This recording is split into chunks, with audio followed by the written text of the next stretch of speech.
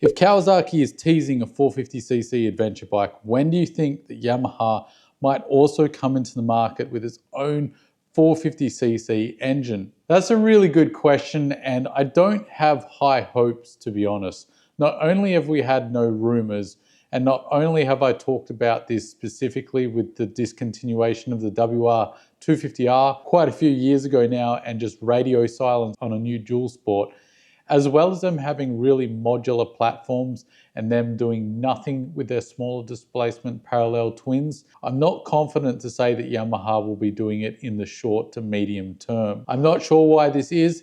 Maybe they've identified there's not enough money in it. All the other brands are maybe too established for them to really make an effort.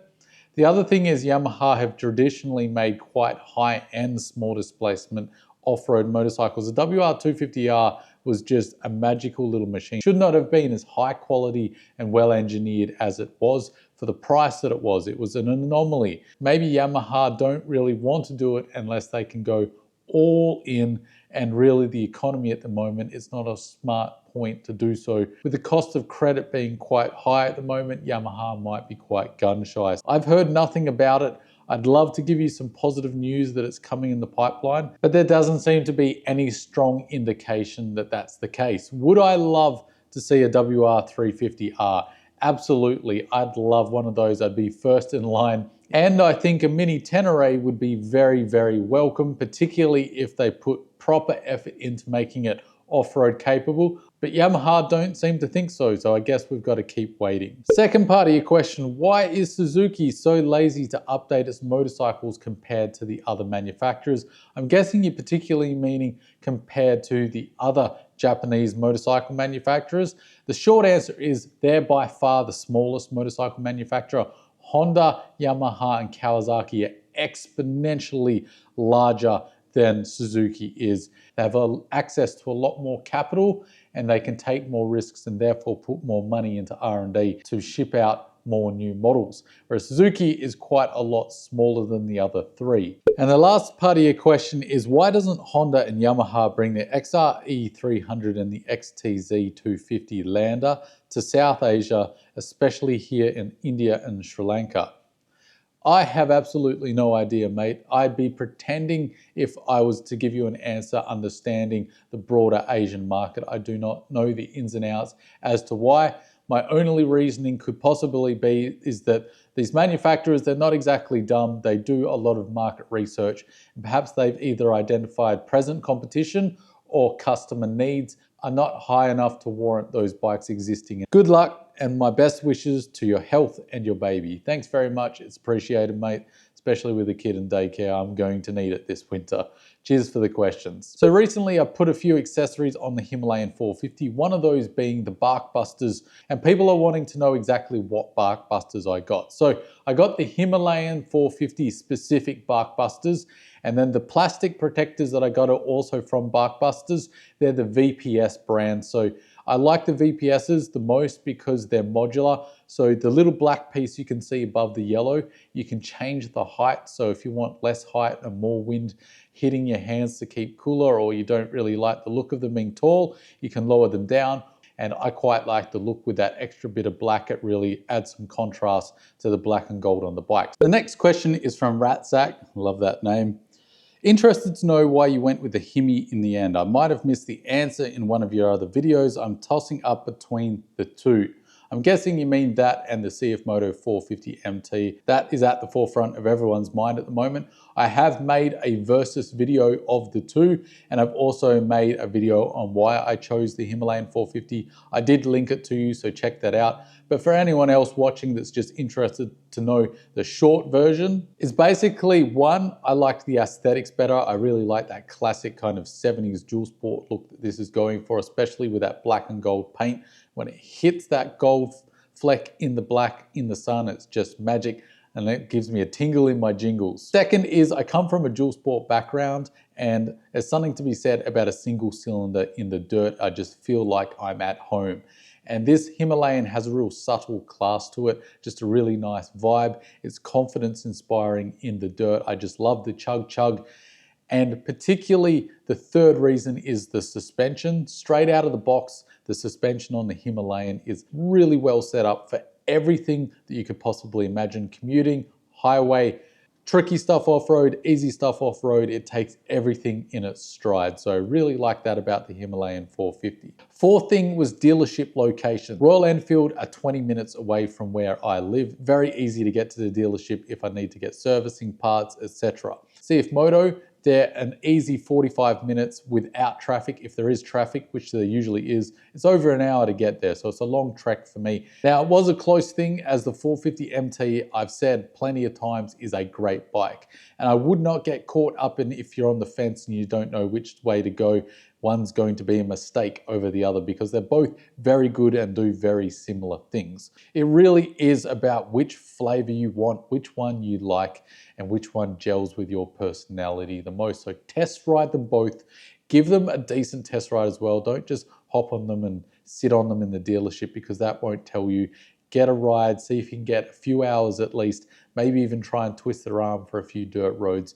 That will really tell you which one suits you because I like the 450 straight out of the gate, the 450 MT that is.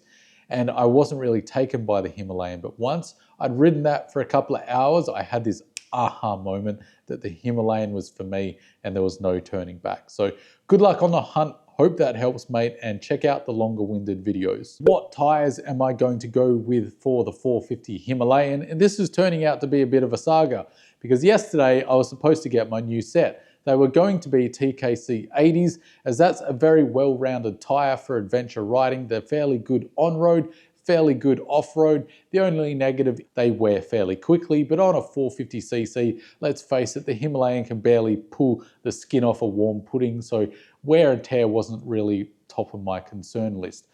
That hasn't happened because my little toddler got sick and it meant I had to stay home and look after her, and I cancelled the tire fitting. And during the process, I have had someone whose opinion I consider very highly on the matter of tires suggest to me that I should look at the Bridgestone AX41s because they're basically as good as the TKC 80s off-road, but on-road they're even better, particularly in the wet. So I think I'm going to change my mind and go with the Bridgestone AX41s. Now I am absolutely loving this little Nelson's bag. You'll get a sneak peek of all the crap I've put in there, but a big reason I chose this particular bag is because of this right here. You can put a lock through the zipper just like basically any kind of suitcase when you're traveling, and I haven't seen that all the time on all the gear I've got. So that is really helpful. Now, I know a lot of you are going to be like, well, Solid, it's just a bag. Someone can cut straight into that and steal stuff very, very easily. And you would be correct. But Old Solid here has 2 master's degrees in criminal justice. It's not a brag, it's just to say I do understand the criminal mind quite well. And what I do know very well is that criminals are essentially lazy. We all are. So it's not about making something foolproof, it's just about making something more difficult to break in to the poor guy next to you. Really like the way it fits to the bike as well. Just the yellow and black as well. It's just quite convenient that it all kind of comes together and feels like it was meant for this bike. Big things have been happening with the studio. Basically, it's pretty much at its stage 1 setup, kind of the budget version of how I envision things. So I'm really excited. Rightio guys, welcome to the studio. There's the Himalayan and its latest iteration. It's got the handguards and the tail bag on there, hopefully the tires soon. But I wanted to show you how the studio has turned out. Obviously, it's still a work in progress, and anyone with a shed will know it never really finishes, but you slowly work towards it. So I've got everything set up, pretty happy with how it's going. This one is where I store all my crash protection. It's basically the off-road. And then next to it, we've got the road gear and jackets, boots down there, helmet and all the stuff for the road. Wife got me a nice little bar fridge for my birthday, so I've got and a kettle, so I've got a nice little setup now where I can just hide in here most of the day when I'm working away, which is really nice. And then we've got the video setup and the table over here. Got a few boxes, that's where all the crash protection stuff is for the bike. And over here we got another little care package from these guys over here. Now, this is some pretty exciting news that I'm not going to talk about right now, but there's big things happening behind the scenes with the channel. So we'll talk about that stuff in a couple of weeks. And whoever told me to put the pots on the edge as a budget way of stopping myself falling off to my death, thank you very much. It's been very helpful, especially with a toddler that likes to try and kill themselves. And I've also paid for the deposit to get the rest of the driveway completed. It's going to have to be bricks because of the council, but it is what it is. So I'm really liking the way it's coming together. Obviously, there's a few things left to do. I've got to put a shelf here, just a crappy Bunnings shelf from the hardware store to store a whole pile more stuff. But that's about the last couple of things I really want to do. Maybe get a heater because it's freezing in here. I'm really happy how it came together. And I also want to say there is nothing better than having a cup of tea in this little spot and just admiring the view and appreciating just where I've got to with this channel and where I want to get to next. Because I believe strongly in you need to manifest your own success. So having this proper little space where I can make my content and really focus on upping my game is really important to me, and it helps invigorate my videos and really give me energy and drive to keep going. And especially when you have a fantastic view like that out the front, you got the bike you want and you've got all those beautiful green trees. Disregard the terrible state of my garden, but you get the point. It's quite a nice view despite the gloomy rainy day. So I'm really liking where this is heading, and I'm really liking the growth of the channel, and that has a lot to do with you guys and the support you've given me over the years. So cheers to everyone getting me to this spot and into this space, because it wouldn't have been possible without you. So thank you very much.